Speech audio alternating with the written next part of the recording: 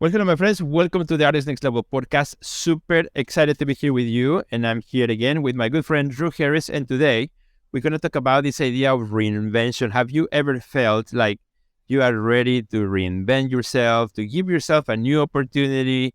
Maybe there are some obstacles right now in your career, in your life, and you're like, there's got to be something else. Gotta be a new opportunity. So today we're gonna dive into that topic, and my good friend Drew is going to kind of lead us into that conversation, and it's gonna be great. So don't go anywhere. It's gonna be a great chat. Resources, inspiring interviews, business practices, and practical advice to take your art career to the next level. Join Sergio Gomez in today's Artist Next Level and get ready to take control of your career.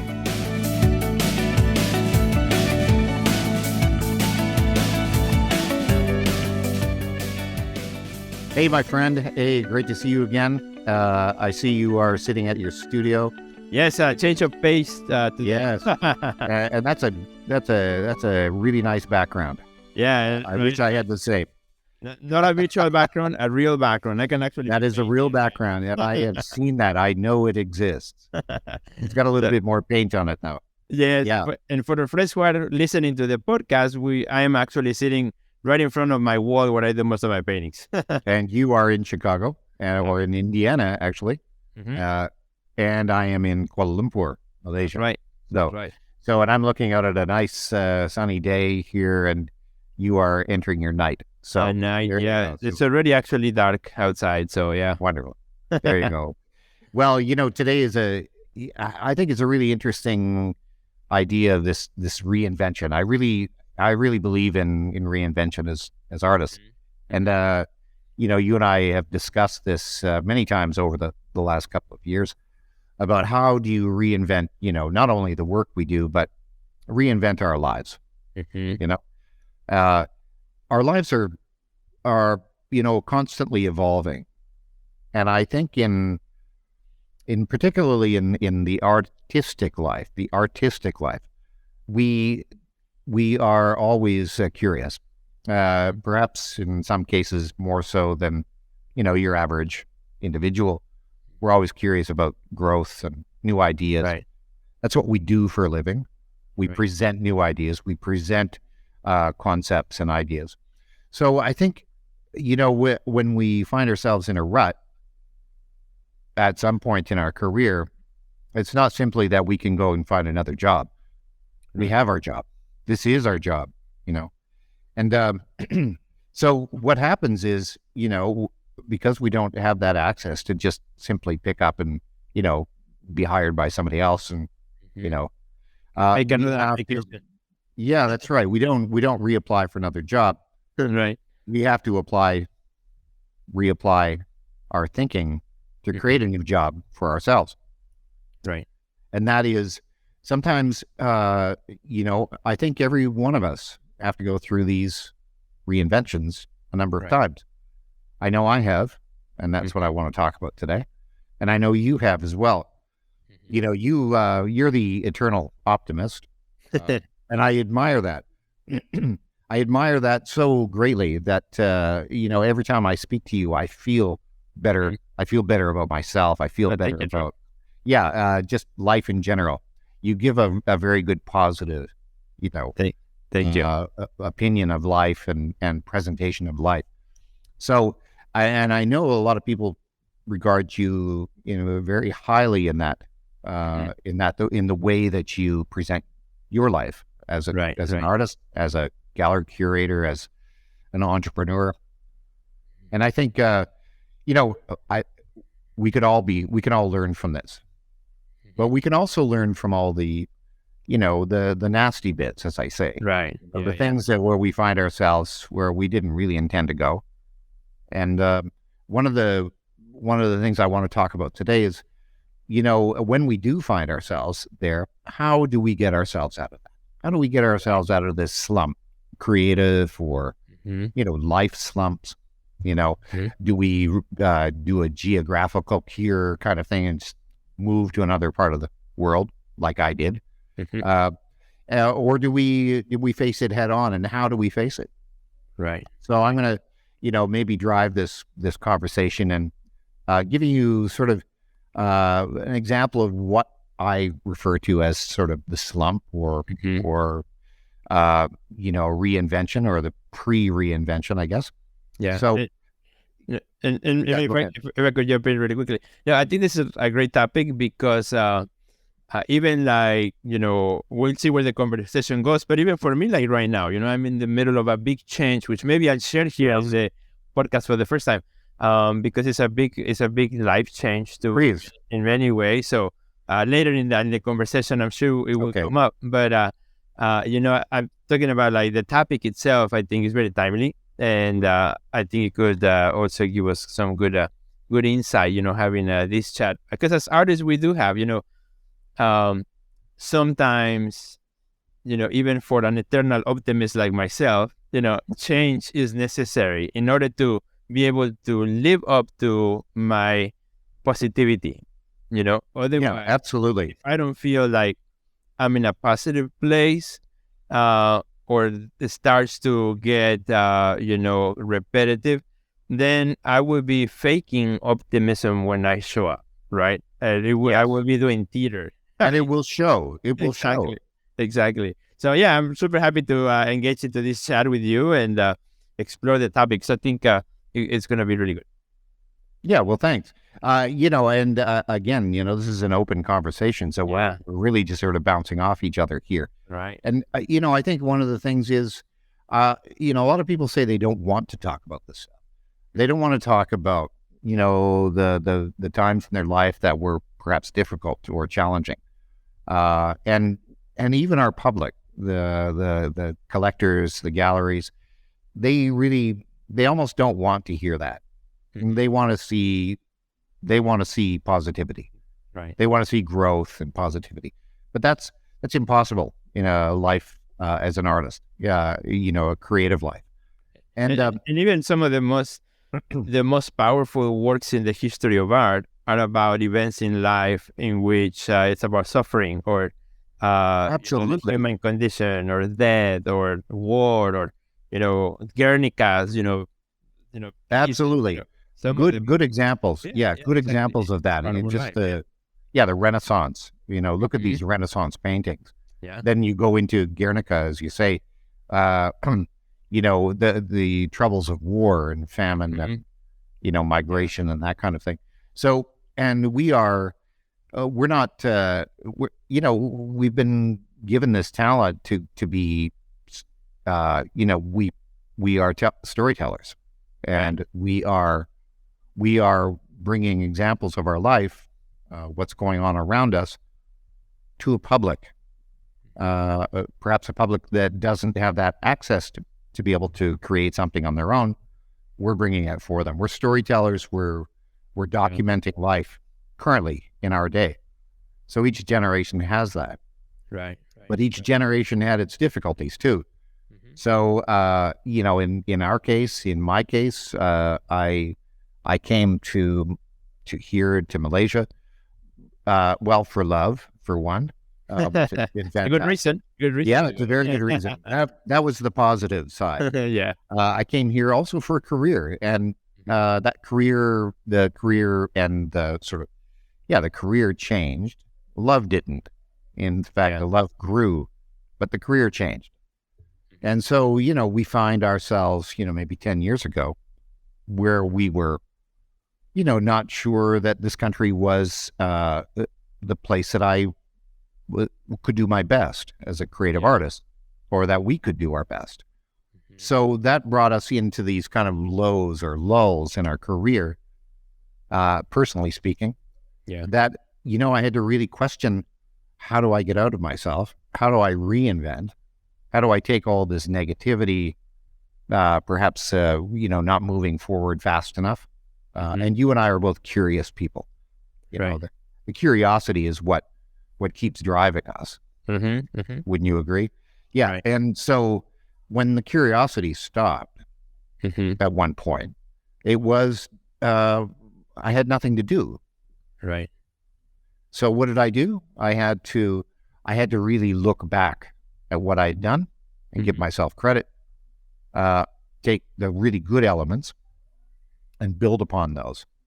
So that was kind of how I drove myself out of that, funk that I was in, into something that was that, through adversity came positivity. And you would know that you work with artists, Right. you hear this story all the time.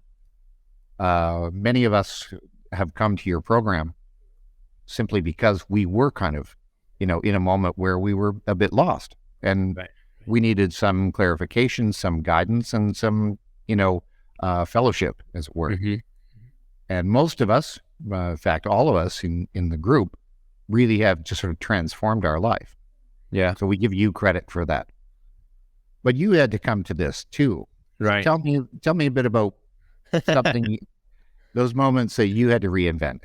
Yeah, and the topic is to me very close to my heart because, as you know, in previous episodes we had talked about when we talk about like where art comes from. I talk about how the cycles of life, right, has been one constant in my work for 20 something years, and as part of a cycle is an up and down, is death and renewal, right? And like the cycle of the seasons, particularly when I moved to the Midwest.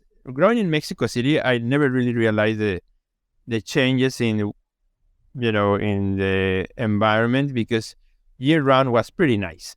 But coming to Chicago for the first time, I saw that the trees die, the grass go brown, and life in winter was so totally different than what I had ever seen in my entire life for the first 60 years of my life. So this idea of nature has taught me a lot about these cycles, right? Of, death and renewal, death and renewal. So, and for me, spring is like my favorite season. Like right now, where we're in right now, because I walk outside, the grass is getting green, my trees are starting to bloom, and so, and as you said, I think my nature of being optimistic is because I know that after the storm always comes the sunshine, right? After the dead of winter comes the spring. So I try to focus on the spring season as I walk through the winter one, because I know today is a little closer. And I think that has kind of helped me. But going through those seasons, I mean, I have had those at different stages of my life. Drawn from different things. For example, some 16 years ago, I got really sick, and that to me was like almost like a death of my creative life in a way, because I couldn't paint about 6 months or so or more. By then I was like brand new into teaching at this new higher education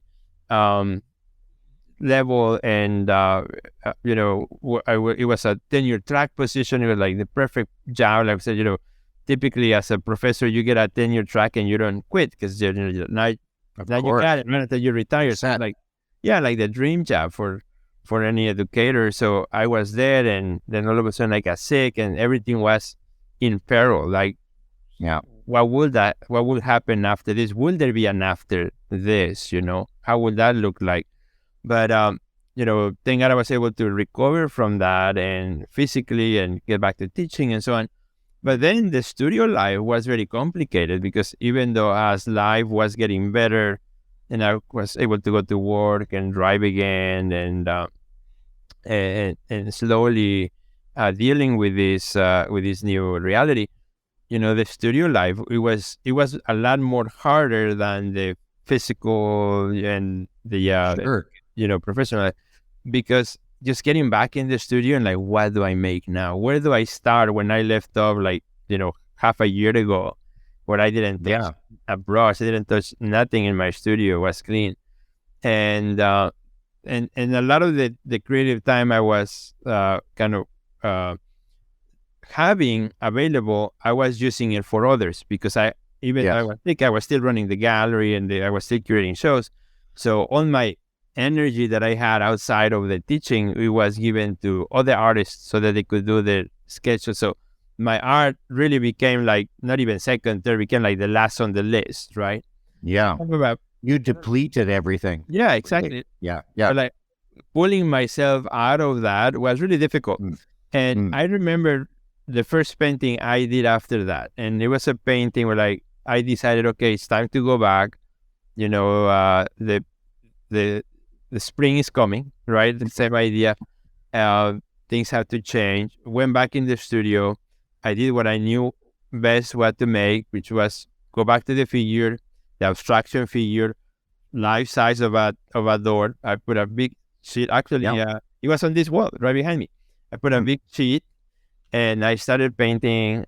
Drawing first a figure that was just like stiff and standing in the center, very symmetrical, and then I overimposed that with paint with a figure that was out of balance because I was having vertigo episodes. That was the problem I was having on and off, and they were debilitating. I wouldn't be able sometimes to get out of the bed for like a couple of days because I was just dizzy. So the first painting was that one, which I called it Vertigo. And it was a painting in which reflected what I had, that dark moment, that we're talking about, that dark. Yes, of course. Yeah. That emotion. Wonderful. Yeah, that idea of not being able to stand up and this other force like bringing me down. And, that painting, as soon as I put it out there, it sold right away, but it had that. Do you feel though that painting, I mean, had the energy that you really ultimately want in your art, something that speaks, volumes. Yeah, and I think gave me the confidence right away because it sold to say, you know what, this is important. It cannot be at the bottom of the list. It has to go. There you go, my friend, right there. That's the key thing. Important. It's got to be important. Right. It's got to be important to you. Having gone through that adversity that you went through, there is, I think you get to a point of almost desperation. That inherently that, your life path is to be an artist, to create. And we get, itchy fingers, after a period of time. And that was quite an extended period of time too. And you were giving away all of your creative to other artists. Yeah. Yeah, that's right. And to my students. So I think, that's fantastic. Vertigo. Yeah, you were kind of spinning at the time. And this is the beauty of talking to other artists like yourself and the many people we talk to, that there's always that one moment in their career where they pick up on something that is important to them. This was highly important for you to sort of kickstart that career, close that other door, and open up another one. Ironically, you had done this sort of door shape, right? Yeah, so you had gone through that door, I think. Yeah, and the weird thing is like, as I was giving so much to the other projects, for other people, like I remember like one night we had an opening. I get a Vertigo episode in the opening. Oh. So when I get a Vertigo episode, I really don't know when it's up, what is down, what is left, or what is right, because everything is like vertical because everything's spinning and you're in the middle of the spinning, right? So my friends had to really take me home, and was this an opening that you were hosting? Yeah, it was in my gallery. Right. So my friends, fortunately, very good friends, good support. They really took me home. There was no way I could get back home or drive home. Not even down the stairs, even at the art center. There was one on each side, just holding me down to take me home. And then in another occasion, like as I was getting better, I had the opportunity to curate an exhibition in Italy, in Turin. And I was still sometimes having those episodes, and my wife and I, we kept talking back and forth, should I go, should I not go? But, I'm I'm the curator, and I was bringing a bunch of artists from Chicago. So I thought, well, if I'm going to get dizzy, I'm going to get dizzy. Doesn't matter where I'm dizzy. So I'm going to get dizzy in a good place. So indeed, I went. It wasn't life-threatening. It wasn't really life-threatening, unless of course, you fell over and knocked your head. But exactly. And as long as I didn't have to drive or anything. But I went, and all the artists who were, they were so supportive. I got dizzy a couple of times. I couldn't go do the things that most of them were doing. I just went to the opening, stay in the hotel for the rest of the time. But, just trying to manage life the best I could in order to to remind myself that this was important, Yes. Well, and as I say, that's the key thing. Yeah. And life goes on. So whether you are in Turin or you're in Chicago or whichever, Right. you're still going to get those dizzy spells. Exactly. So that's a good reminder to us that no matter where you are, there you are. Right. As the old saying goes. So, and I think similarly in many ways, although I didn't go through a health issue, I was going through sort of, you might say, a sort of a mental health issue. Yeah. I had moved, I had left a gallery, and I'd all of a sudden found myself in isolation. Yeah. And that, of course, could turn into quite an illness, of isolation. And so you were in your head, wallowing all the time, dizzy with worry, really. And because, now I had to start again. Yeah. And isolation, I think, is one of the most difficult things to deal with because, you are rehearsing in your mind everything. Yeah. And for people like us, people like me, I can convince myself that things are worse than they are. I can sit there and read into everything. Right. And say, oh, well, that person hasn't called me or that gallery hasn't called me.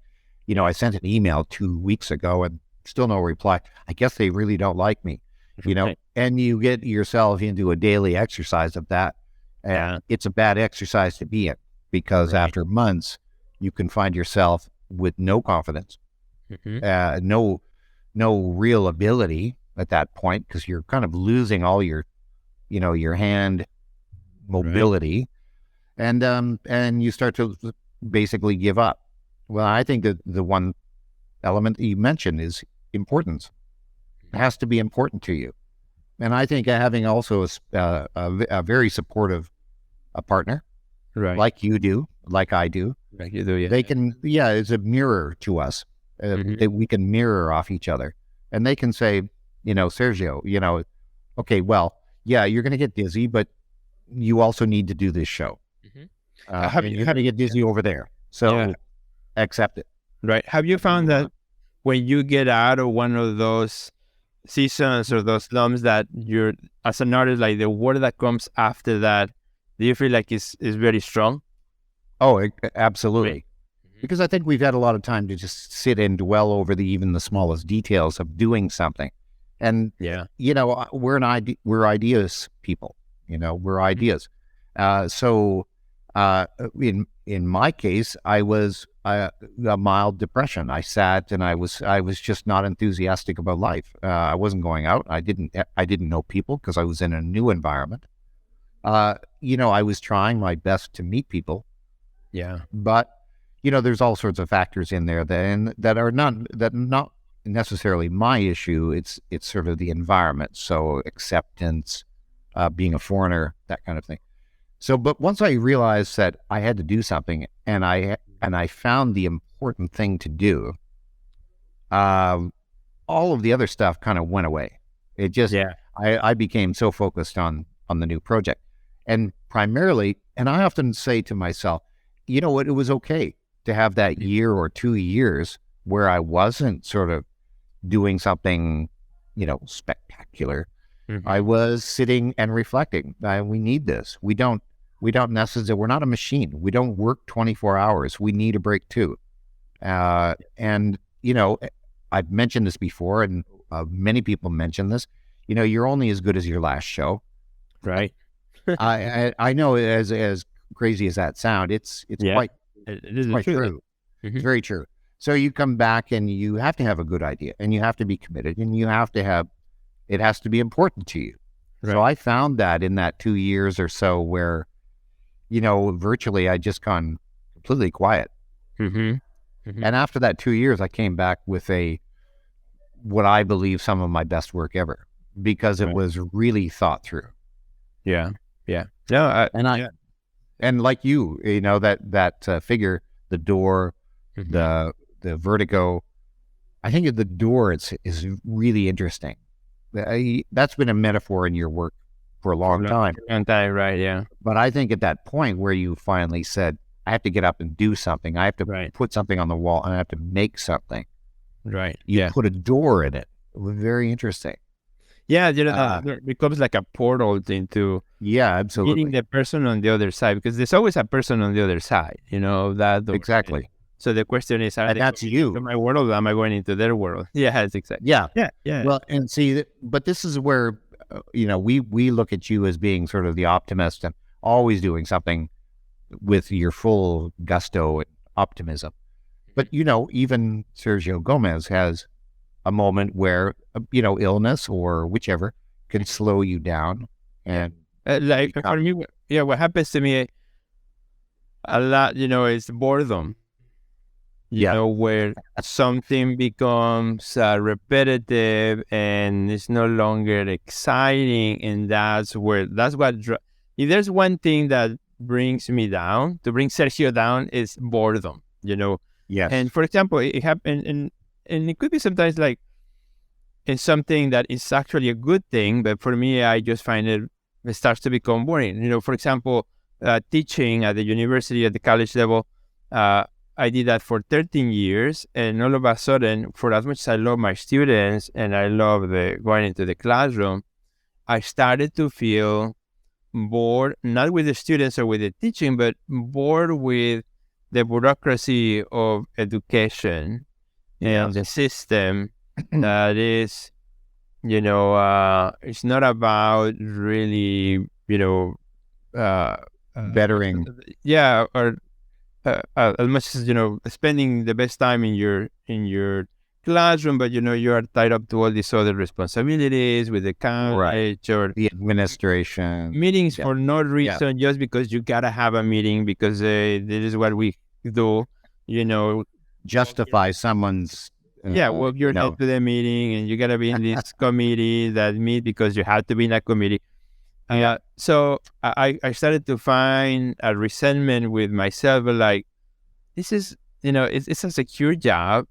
It is kind of what a lot of artists looking for, but I think it's bringing me down versus bringing me up. I thought this idea of, well, it's affecting me everything, in how I feel, affecting my art, affecting my enthusiasm, my positivity, and this idea that I can quit tomorrow and somebody else can teach my class.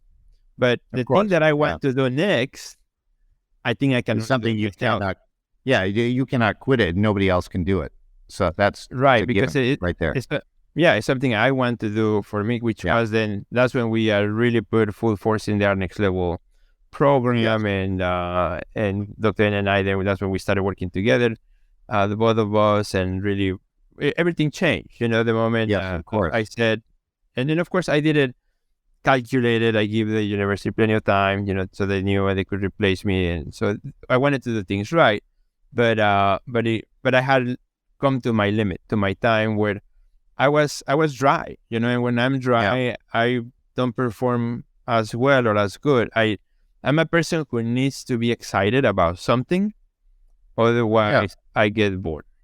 And if I get that excitement you bring to a lot of people around you, I know that for certain, and I think that's one of your strengths. So I think when you yourself are, not up to par, and you're not feeling good about yourself or satisfied in what you're doing, everyone around you will feel it too. Yeah, and that's how I felt as well. I clearly, and I've mentioned this in a presentation I recently gave. My wife and I had been newly married, and it was a number of years after our marriage, but you could see that the relationship was also waning a little bit because whatever she mentioned to me at the time, I wasn't doing, or the things that I wasn't doing were the things that were coming up in conversation. So I got sick of, being sick and tired. And I had to find something that was important to me.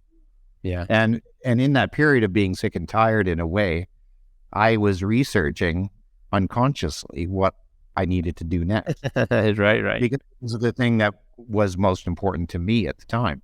But it didn't seem like it could be an art project. It was just simply the news. And I'm referring to kind of a weather-based the series that I created. Yeah. So what I was looking at the news, and while I was down or while I was quiet, was actually research in a very subtle way. And I came back, I took what I learned in that 2 years and reinvented myself. But in order to do that, I had to go big. And the first thing as I've always said, and what we started this with, is the importance. We have to, it has to be important to us. And this was very important. Yeah. I think there's a difference between reinventing and tweaking. A lot of times we tweak a little, we fix a little something here, we fix a little something there, but that's not reinventing, that's just a little tweak. But reinventing is like saying, I'm starting from scratch. Absolutely. Yeah. And that it has to change and look different. And that takes courage. Just like, your moment when you left the university or the teaching, position, you were leaving something behind. And it was an integral time in your life. You're going to make a stand for yourself, right? Right, exactly. And support yourself and motivate yourself. Right. There was nobody else to do that. You had to do that. Exactly. And this is why I think our relationship's so great. Right off the bat, we had similarities. Leaving the design world, you left the education world. It was a very similar, we're all kind of on the same tenure track. Yeah, exactly. That's right. And I think, that I'm always curious about artists, asking them this. A lot of people don't like to talk about it, as I mentioned earlier. But I think it's a really important thing to talk about because we learn from each other. So your adversity, even just momentary, in the grand picture of life, will give us inspiration to say, I'm going through something similar. Yeah, and I'm sure artists, there's somebody listening to this or watching this video and who is in that spot right now where things seem dry. Many of us, or just not in the right place. Something doesn't feel right, and I think as an artist, you know it when you are there. You know it. You can feel it. It's a gut feeling. That you don't have the same enthusiasm that you had, at some point. And and it's going to happen again too. This is the other thing we have to remember. As our parents used to say, pull up your socks and get at it, or something like that. Get over yourself. Just get over yourself. Come on. Well, you know what? It's not that easy.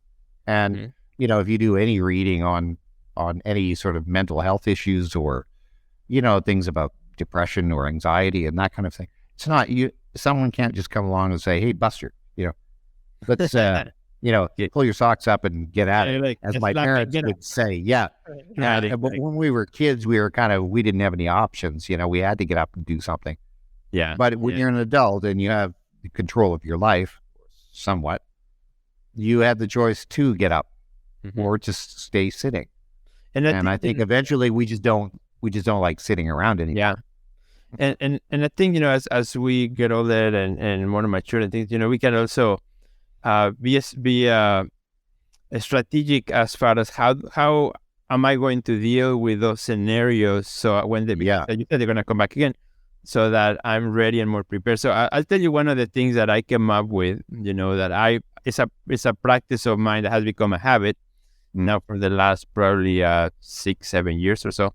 I think I shared a couple times a long time ago, but so because I love technology, just like you, the computers and stuff. When my design years, and I've always loved technology.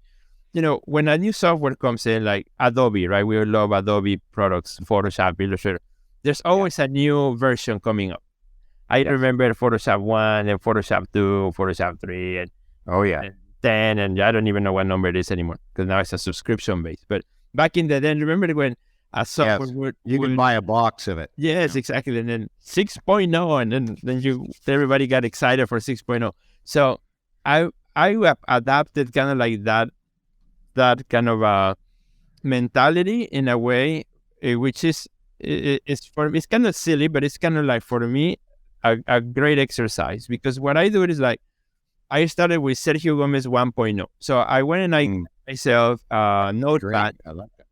a notepad, and I put on the cover Sergio Gomez 1.0, and then I use that notepad to make notes, thoughts, anything, right? Work, life, whatever. Sometimes numbers that I need to remember, passwords, why not? And when I felt it was necessary, sometimes when the book was full, or it was necessary for me to mentally think of, I need a refresh or a restart, I'm going to go and buy another notepad of a different color, and I'm going to change the cover and put Sergio Gomez 2.0. Beautiful. That's fantastic. But this is, I would like take it to the next level to like with my family, right? So I would go to my kids and say, and I started this when my kids were smaller, like 6, 7 years ago.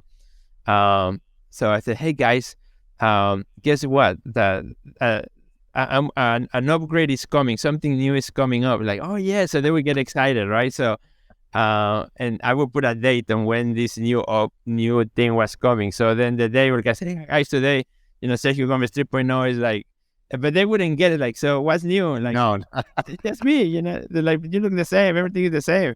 So, but it was just. Did they ever come back to you and just say, well, we haven't figured out Sergio 2.0 yet?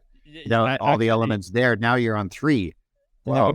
I am actually, just 2 weeks ago, I told them, hey guys, a new upgrade is coming. Now one is 21, another one is 17, but they totally know what I'm talking about. So I'm right now about to start, because a new chapter in my life starting. I'm about to start Sergio Gomez 10.0. You know what? I think anybody in our generation, well, of course, I understand it, because we did start at 1.0. Right. But I think that's brilliant, to be honest with you. And I think that should be adapted by everybody. I mean, it really, because we are in cycles in our life, aren't we? Yeah. And I think the new version always appears. Yeah. When you need it most. And making it visual, making it playful also. So it's not a like, oh, gee, but it's like something. I would change the color of because those are the cheap notepads that you buy for school.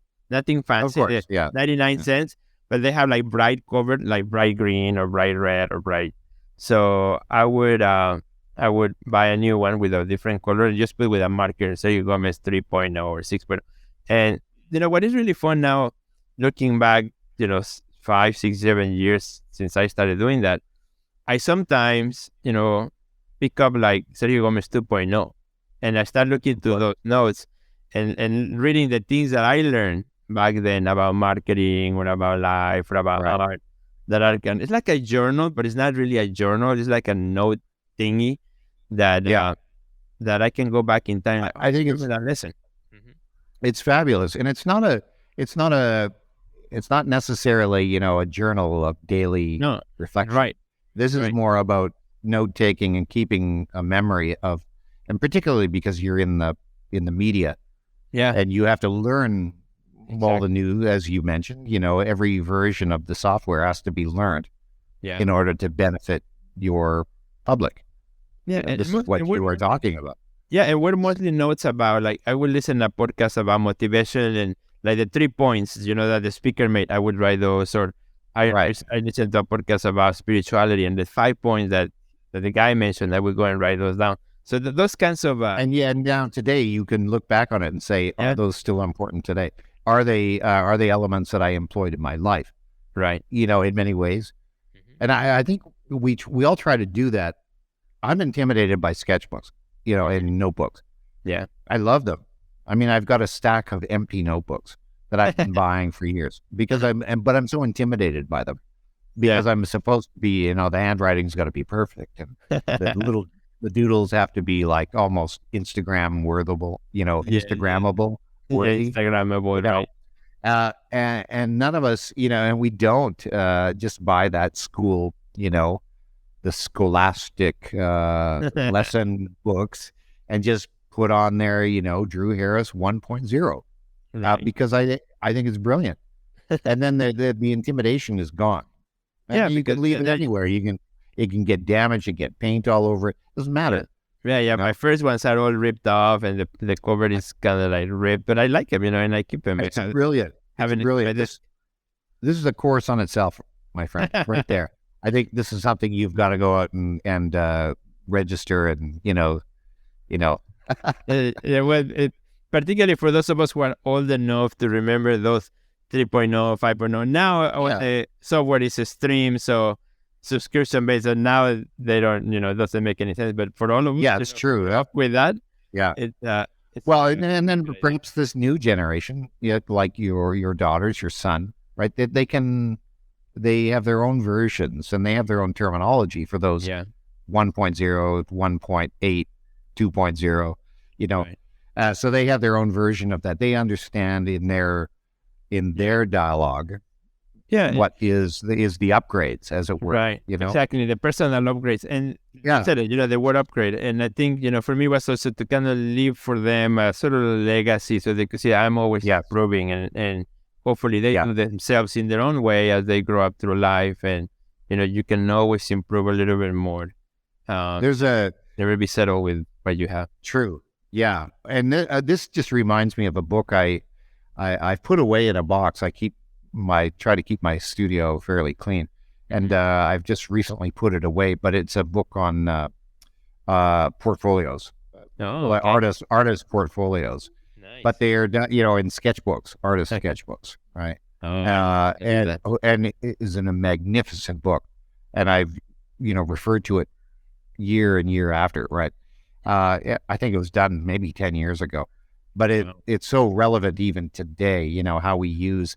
And I'm always telling people to keep a sketchbook. And yet, and I've got quite a number of sketchbooks going at any given time, and yellow notepads.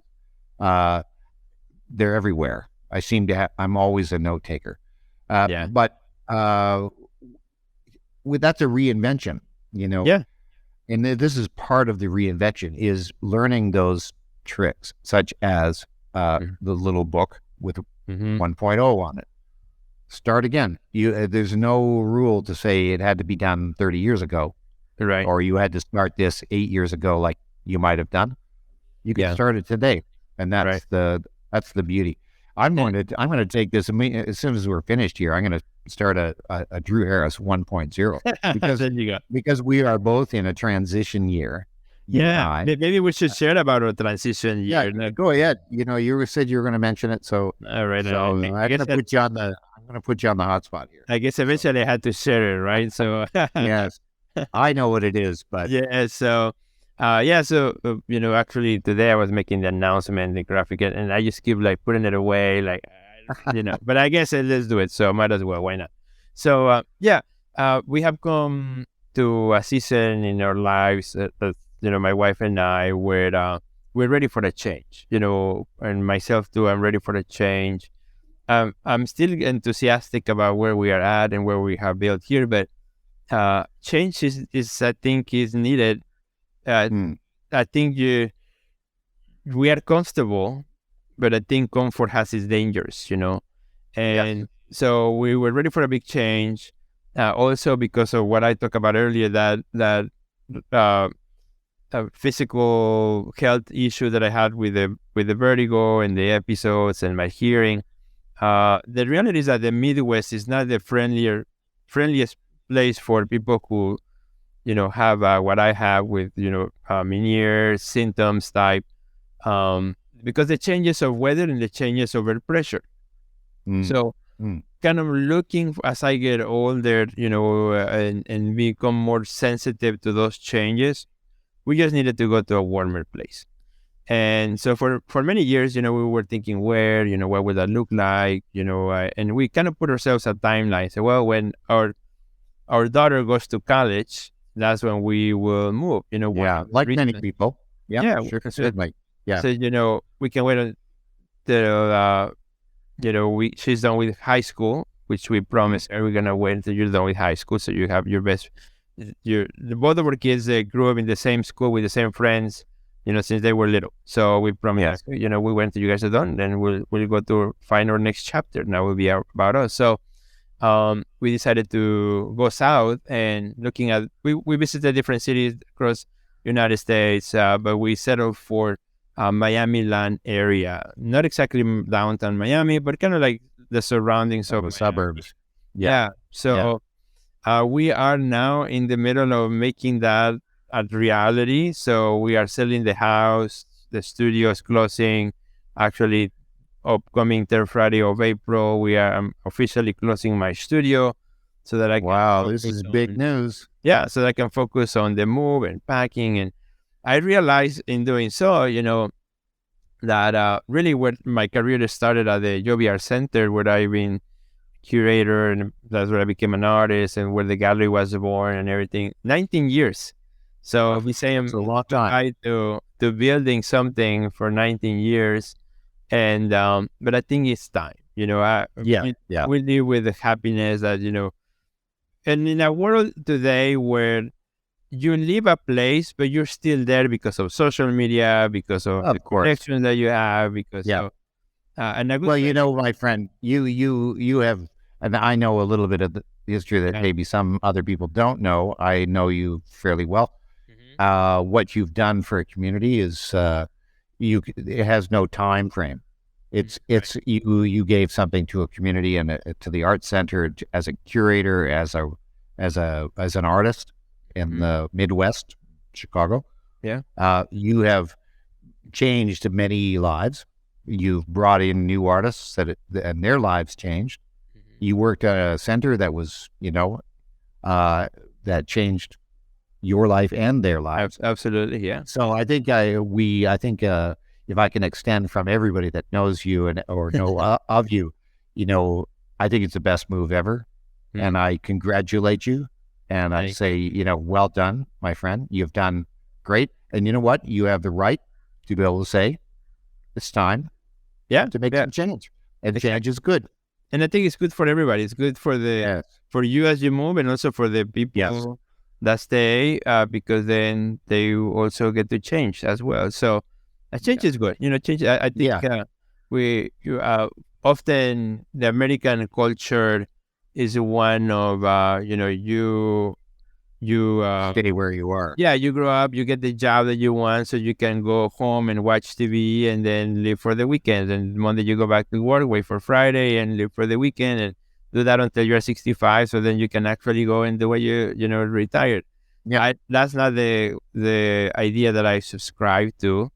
So you run by your own timeline. Yes, exactly. You're not facing retrention. What is it called? What's the word? Anyway, you're not being sort of let go of a company. You're not being forced into a change. This is a change that you are naturally doing. And I think that's, I have to tell you, I mean, it's inspiring. And as you say, if you make the move, other people start to look at their own lives and they say, well, you know what? He's done something really positive. And so have I. So I could do the same. And I think that's where your influence will continue on. Whether you are in Chicago or in Miami. Right. And the beautiful thing, because of the community now with the Art Next Level, and, we have many members who are based in Miami. So we will, right at home, right? So because it's a wonderful. And the digital world. The digital world is, it doesn't hold anybody really to any place. We rarely talk about where we live. We live on our social media. Exactly. As in the art that we produce. We're not, most of us, unless we're an influencer or something, we're showing our art. We're not showing what we eat every day and where we live and where we go for a walk. Doesn't matter. So, your move there is going to make you invigorated.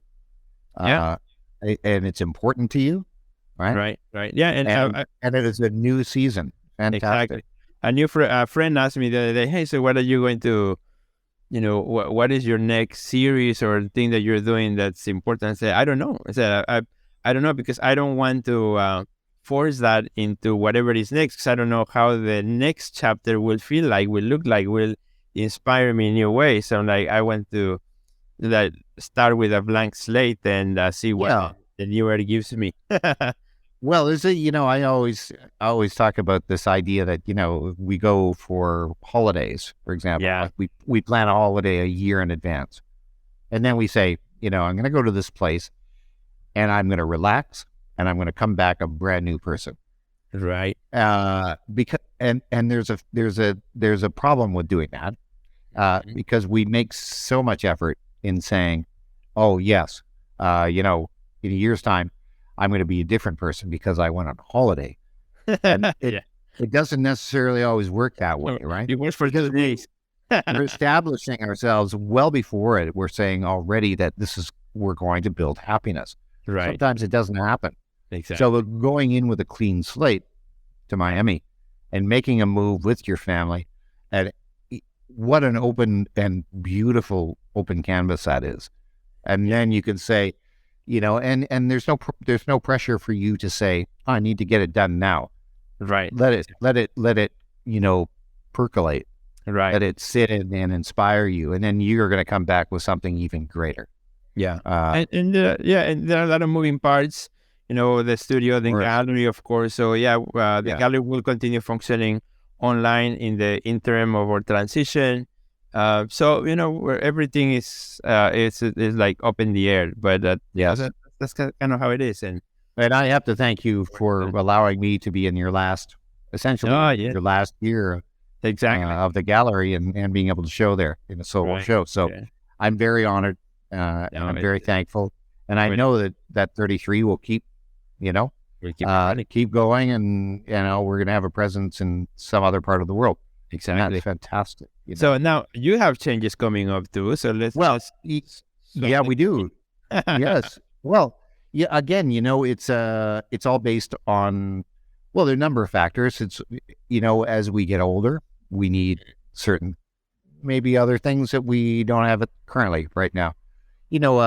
Quiet is one of the key things for me. I've always liked quiet. Sadly, where we are right now is not as quiet as we'd like. So we've had to make that decision and go and find the quiet. Right. Or quiet. And so that's what we're doing. So we are relocating ourselves. And it's going to bring in a brand new, studio, new work, new ideas, how exciting. Technology, and it's not such a great move that it's going to affect family or whichever. So we're really excited about that. So you and I are paralleling again. Right. No, but a new studio. I think we must follow you because, when we found out that you might be making a move, it was like, did you hear Sergio's moving? I guess we have to move too. That is funny. But, so you were saying? No, I said, but, just a new studio, it gives you a whole new... Oh, absolutely. And sometimes, okay, here's another thing, to the people who are listening and to our members, that downsizing a studio isn't a bad thing. Right. We can have the most glorious studios, but if we're not producing and we're not producing to the capacity of those studios, then what's the point in paying for something that big? Downsizing, working smaller, working in a new medium, is nothing wrong with that. Right. And, you work to your studio space. So, and this is a conscious thing that I'm planning to do. I'm I work on big paintings like you do. Yeah. But maybe the cards aren't in it at the moment to work, to continue to work big on a prolific and economic base, right? So downsize. And the other things that are coming in, such as, a peace of mind, quiet, a garden, that kind of thing. I really sound like I'm retiring, but no. So do you, my friend. You're going to Miami. Oh my goodness! Hey, just don't start. You're wearing, like bright neon green and red. Oh, I know, right? I would like a tourist. I want to try to blend in with the locals. Yeah. You are going to be one of a kind, I tell you, down there, and I think people are going to flock to you. And that's. And this is so exciting for you to hear. And I know the family is excited. And as you say, it's the seasons in the Midwest. It can wear on you after a while. I'm from Canada. I know the seasons very well. Right. But on the other hand, it can also wear on you when there is no season change. Like here, we are constantly outside there, hot, rain, humid, and humid, There is no real changes unless we go up to the higher country. Right. You know, that's our seasonal change. So, I think everything is relative. We have to make it work for where we are. And isolation is, you can feel isolated. Mm-hmm. I know that the Midwest, middle of winter, you can feel isolation. Right. In the middle of the hot season here, I can feel isolation. I mean, nobody wants to go and venture out. So, right. And the pandemic proved that we are, that we can work smaller, that we can work more efficiently. And you know what? We never know when that's coming back again. So enjoy it and work to your capabilities now. Yeah. Find a place that makes you happy.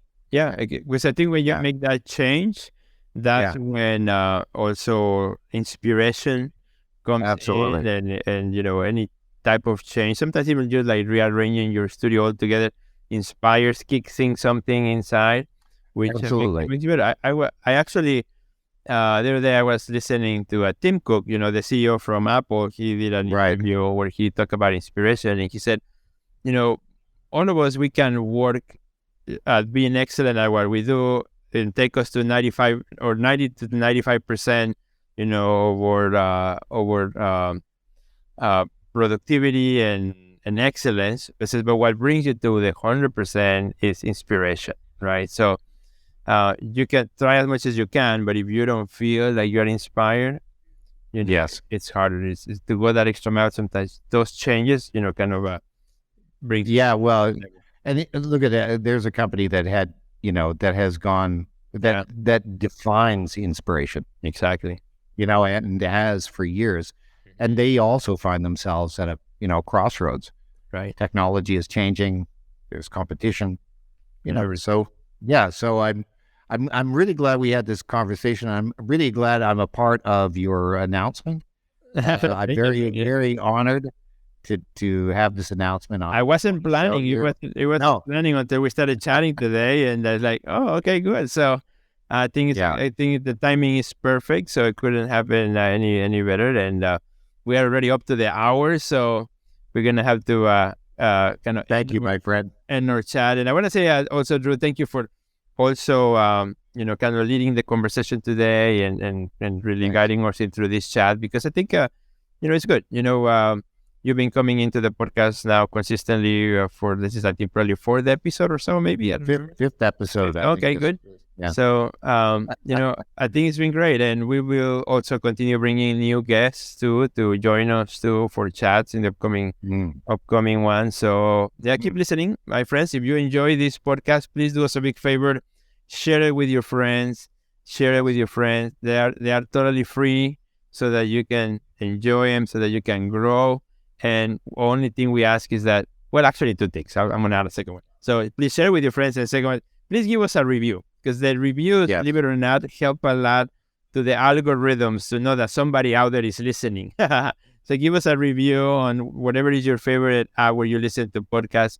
Take a second and, give us a good review there so that algorithms know that somebody is listening. Because when you do that, say, oh, okay, I guess somebody's listening. I'm going to show it to more people. So that's kind of how it all works. Yeah. Right? So this is why we do it, right? Exactly. This is why we do it. We share our information.